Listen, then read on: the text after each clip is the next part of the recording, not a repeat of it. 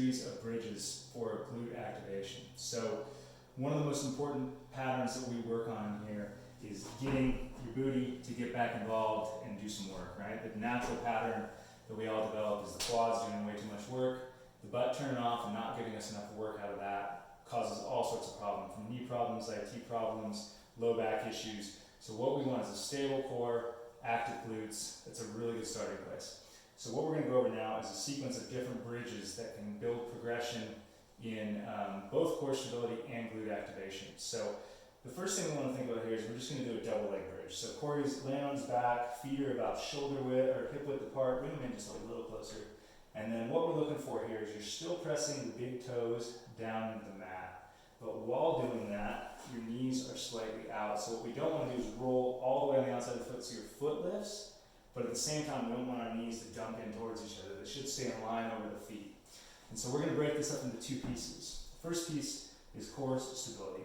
So if you haven't looked at our TA bracing video, we're going to start with that, go back and look at that video. Create a stable platform so that when you go to activate out of the glute, this is stable and not moving.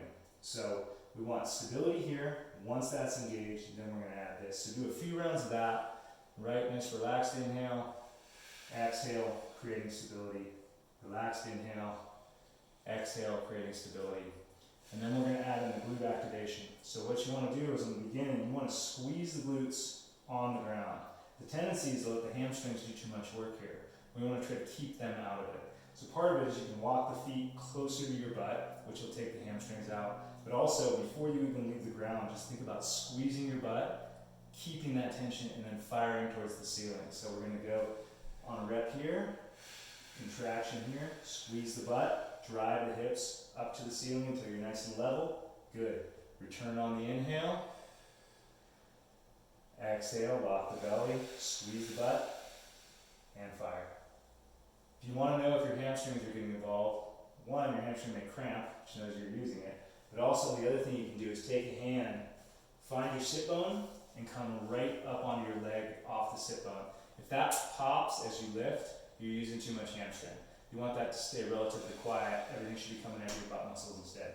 So this is the first one, double leg bridge. Great place to start. Once you can get 15 reps of this pretty comfortably, you're not getting the hamstrings involved, you're not getting too much work, you can move on to some more difficult progressions in the series. So the first one we're going to do is the same start. You're going to activate the core and lift with both legs. You're going to come up into a bridge, but at the top of the bridge, we're going to go add a little core stability here. So he's going to fire up, he's going to straighten one leg out. Good, back in and down. Inhale, recovery. Exhale, squeeze the butt, fire up, straighten this leg. So the idea is try not to let the hips shift or drop. It's pretty hard. You can add that in. It's going to be more of a core stability component. You're still going to get the double bridge contraction, get some of that, but the difficulty in this is more about core stability and coordination rather than just pure glute strength. If you want to have more glute strength out of it, you're going to go into a single leg bridge. So we're going to bring this knee up to your chest.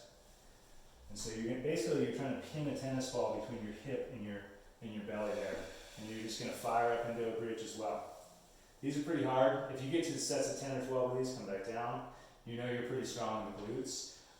You can start mixing these in with the double. So do 3 or 4 reps of this. When you start to fatigue and you feel your hamstring starting to cramp, switch back to the double leg and finish out the set. You don't have to pick some arbitrary number and say, I'm going to get to 10, I'm going to get to 12. You can add a few of these in and really fire, squeeze the butt, and drive up into that top position. So you're firing up, and then you're slow and controlled coming back down. So that's the first 3 are the double leg, and then straightening the leg in the air, the single leg, and then you can also add weight to any of these. So just take a kettlebell, some dumbbell, whatever you have, kind of set it on your belly, kind of as low as you can comfortably get it without causing any irritation. And you can add this to the double leg, or you can add this to the single leg to add some complexity.